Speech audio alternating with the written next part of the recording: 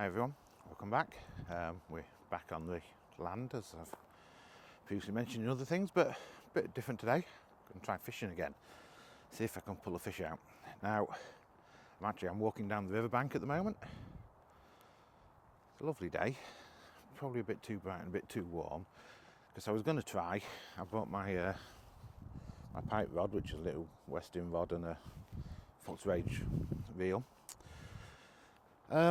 So I was going to have a bash, see about river pike, because some people said there's some big pike in the river. But I'm just looking at the water, and that water flow, it's tearing through with a fair old pace. So I'm doubtful there'll be any pike in there. So I'm just going to walk down the length of the land. I'm going to get down as far as the lakes, and I'm going to try a few different spots around the lake, certainly the first one anyway. So I'm just going to have a wander, and a little 10 minutes at each spot, just to see if I can get any kind of interest. We'll see. I'm not holding my hopes up. I don't expect to pull out anything huge or impressive. I mean, I'm only rigged to £12 anyway, so I'm not going to get anything massive. It is a nice day for once. I'm not getting wet, and the ground has firmed up a tiny amount, not a lot. So I'll show you the first peg when I get to it, and we'll go from there. See you shortly. Right, so I'm here at my first peg, and the first lure I'm going to try is this. It's a Western shad, 10 gram. I don't know, it's like 3 inches, something like that. But I've gone with dark because the water is actually fairly clear, so I'm not using the bright colours. I've gone with dark. But what I've also done is I've just flattened the barb off, just because I'm not a big fan of barbs. So I'm going to try this first, a little soft silicone thing, wiggle wiggle, and see how we get on.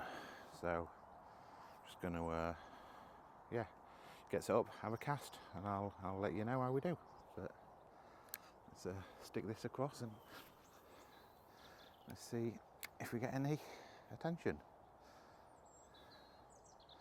I don't want to let it sink too much, so because obviously it's weedy as hell under there. So I'm just pulling it quite slow and steady.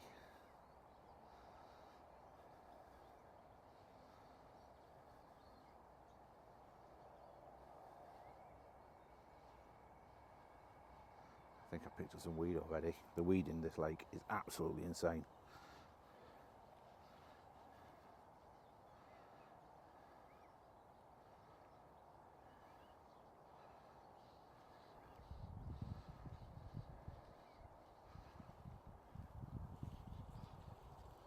Yep. So don't know how well you guys can see that, but that is all the weed that this lake is absolutely filled with. So I've got to get on top of this weed. It's hair algae, technically, I guess, not blue-green. But yeah, I've got to get on top of that, because until I do, I can't actually let anything sink below the surface. Everything's got to be left straight on the surface.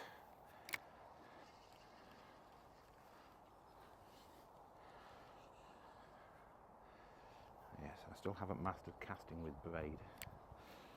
I don't know why no one told me, but it's quite different than mono. It's behaviour.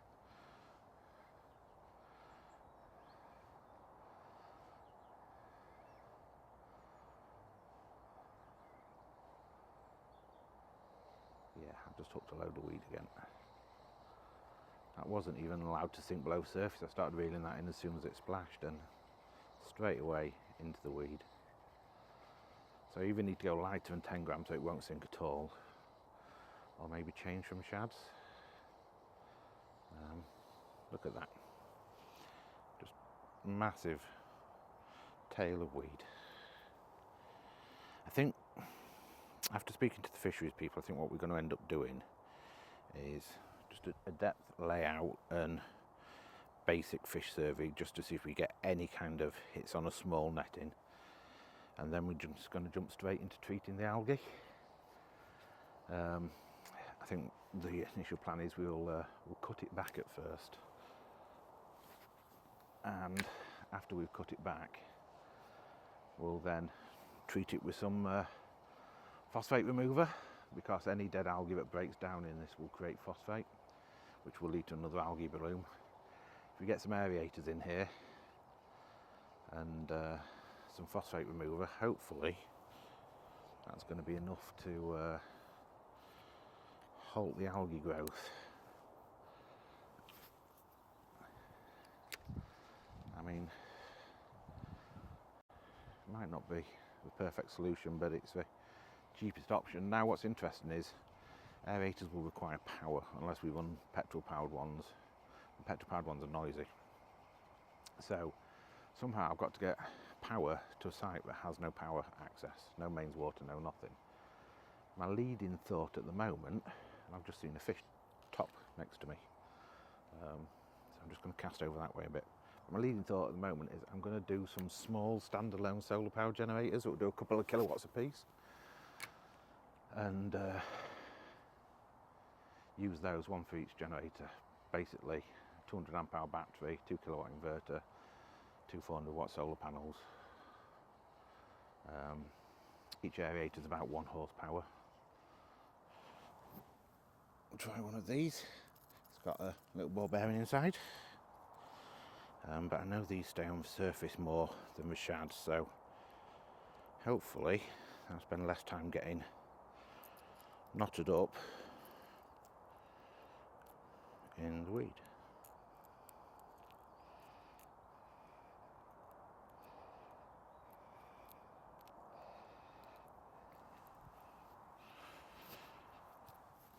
Right, there we go. Give that a try. It's quite a big thing, this, actually quite big and heavy, so this might be no bueno either. But let's have a look.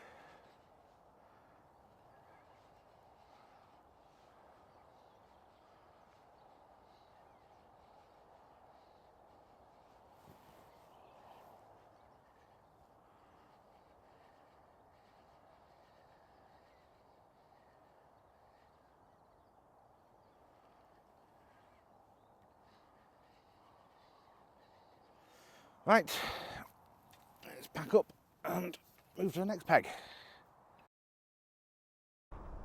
So we're at spot number 2. There's an embankment up there, and I've come down here. I can get right to the water's edge here. It's a little bit swampy, so I can't stay too long, but I'm stood under this bulrush, which is hopefully stabilising a bit. Interesting, there's a lot of bits of conifer tree in here, almost as if someone's trimmed some of the conifer and it's blown in.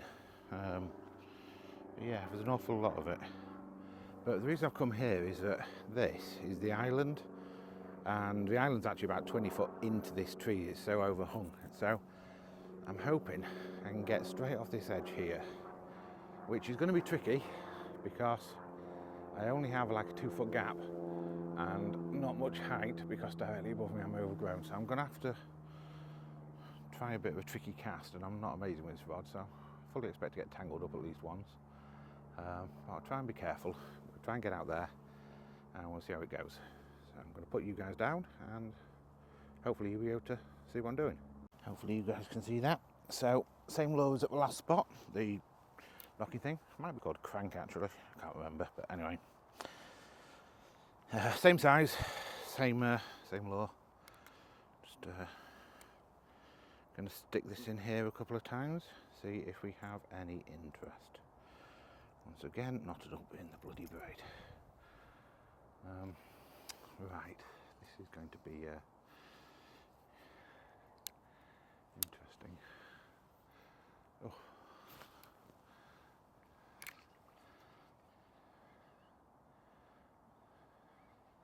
Yeah, I can't really get a decent swing on it to get a long cast. Let's see what I can do.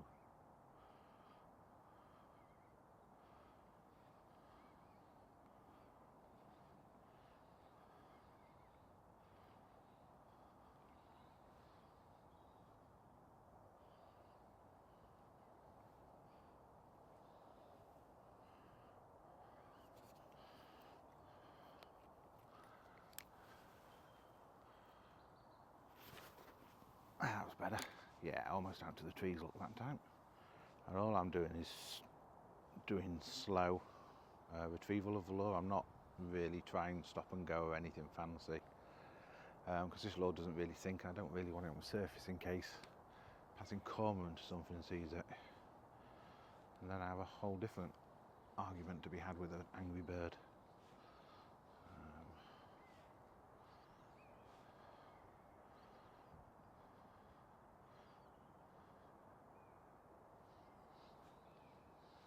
Oh, I've caught some weed. Different weed this time. This is your more standard pond weed. Is it called hogwort?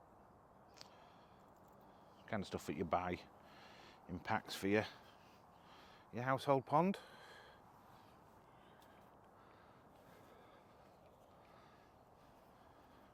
But that's promising because that requires good oxygenation to grow.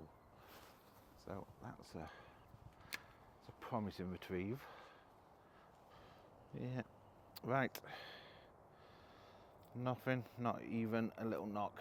So let's not waste too much time here. There's another 6 acres of land to cover. What do you guys think of this style of video? I know when I'm doing boating stuff, normally I'm actually doing something. I can talk you through what I'm doing. Here I'm just kind of trying to kill myself on weed. But no, I'm just talking through what's on my mind whilst I'm going. I mean, obviously, if you're a fisherman and you're watching this, you're probably thinking, shut the fuck up, just fish. Or you're thinking, you don't know how to fish, go away. I'm interested into, what you guys think of a style of video. Do I talk too much? Do you want me just to shut up and fish more? Do you want me to do more highlights where I just click to success or failure? Or do you want more watching me actually fish?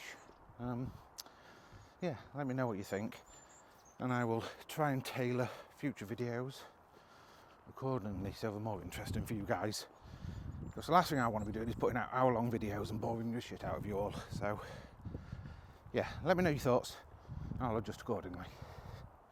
Right, see you in the back when I found another promising, when I said we had a lot of work to do on the footpath. So this is the footpath. As you can see, it's barely one person wide. This is, well, above head height. My head height's here, so you're actually probably 7 foot up. And this is so muddy. You can see where people slipped in it, but there's nowhere really to go. So you have to kind of straddle it to get down. And this is the only way down to the bottom half of the land at the moment, because where the footpath should run is all the way over there. But it got so overgrown, people have made this footpath, which is unadopted by the council, so there's no gravel or anything on this, and it's just become a muddy mess. Now, the reason the land gets waterlogged like this is due to compaction. People walking over it when it's... Whoops. Sorry, I just hooked a tree.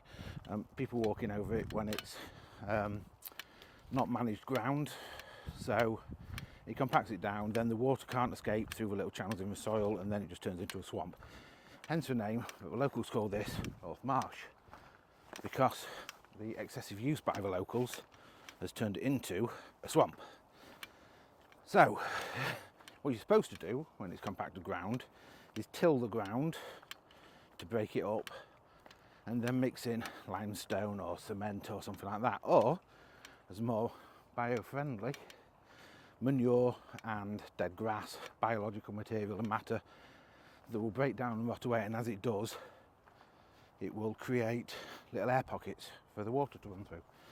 So once we've rerouted the path where it should be, which is along that embankment there, coming out here on this corner, coming out just here, look, this should be the footpath, not the one I've just walked down. So once we've rerouted it there, all this is the current footpath will get tilled and processed to try and improve its drainage, and then onto the County Council Highways Agency for them to come and actually adopt it properly and to put an aggregate, we'll just put type 1 aggregate down, but they'll put an aggregate base down for people to walk on to stop it from getting muddy like this. So yeah, but I've got a lot of work to do before I can get the council out, because My responsibility as a landowner is to clear all of this scrub brush, and obviously the previous owners never did. So this is all on me. So I've got a lot of work to do. What I'm currently doing is walking up Lake 2, a long thin one, because I couldn't find any else good on Lake 1. So I'm going to try and get down onto Lake 2 up here, see what I can do. So I'm going to keep walking. It's a long ass stretch of land, see if I can find a way through here somewhere to get down to the bankside. And if I can, I'll be back and we'll do a spot more fishing. If not, I've got a long walk back to get to the riverside and try the river. But I'll keep walking, I'm in no rush, see what I can get to. I will be back shortly. So I'm actually at the side of the river. There's a lot of very angry ducks over there. But this area looks like, this is all weeds and stuff, and it looks like it's been dredged from the river. Just dumped here with shells and snails and all kinds of stuff. So it looks like this has been a spoil for when the EA have been dredging the river. But there's a peg there. There's a peg kind of here, it's a bit overgrown. Another one a bit further down. Now, whether they're intentional pegs or whether that's where deer and stuff have been down, I've got no idea. But there is actually a guy fishing down there, not on my land, across the dike on the other land. But there's no one on the opposite bank. The water is a little bit slower here.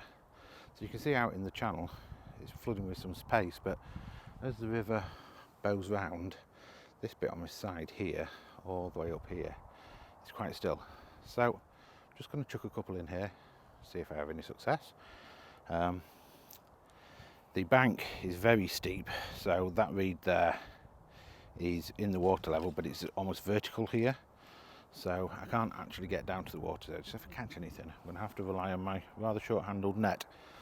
So we'll see. But I'm going to put you guys down. I'll chuck it in a couple of times, see if there's any nibbles. Because apparently there is big river pike, so we'll see what we get. There is a cormorant flying around the lake, so they wouldn't be there if there wasn't fish there. You know, the birds are pretty clever. Trust the birds. But yeah, there's nothing I can pull out yet. I think I'm going to give up trying to pull anything out on a rod until after we've cleared a couple of pegs and some of the weed, because then I can actually get in and I can fish it properly. I can get either some floats out or I can get some feeders or sinkers and get down onto the bottom and actually try and fish it properly rather than just mucking about. But yeah, I'm not making any progress at the moment, apart from, you know, destroying what little bit of stability is in the bank, keep trying to get down to it. So yeah, I think we're going to proceed with trying to sort out this first lake, sort out a couple of pegs, start sorting out this ground so that it's less bog and more actually stabilised ground, which I'm going to do it naturally rather than using cement or limestone. And yeah, so anyway, I'm just going to wander down the river, try and find a peg, and I'll give you guys a shout in a bit. So this is actually a proper peg that someone's done with some decking at some point, and it's actually got, under all this mud after the river's flooded, it's got the plastic ground stabilisation stuff under there, and there's actually wood there as well, so that's all part of the peg. But yeah, I mean, it's muddy as shit, but you can see it's got ground stabilisation. So I'm going to have a quick fish here. It's a little bit quieter here in this bit. I'm just going to chuck in a few times here, see if I have any. So I'm about halfway back down the river towards the car. I'm having no luck on the river or the lakes, so I'm heading back. It's getting late, I'm getting hungry. I think, as I said, I'm probably going to give up trying to fish this now until we've done a bit of development, a bit of clearing of the lakes, and at least I can get set up properly then. Interesting walking around, listening to all the dog walkers in the area. I think they have rights over every bit of land and don't have to pick their own poo up. They're in for a shock, dirty bastards leaving the poo everywhere. And there's a special place in hell reserved for cyclists that insist on cycling down a footpath, churning it up and splatting everyone in mud. So anyway, until next time folks, take care and I will see you all later. Bye bye.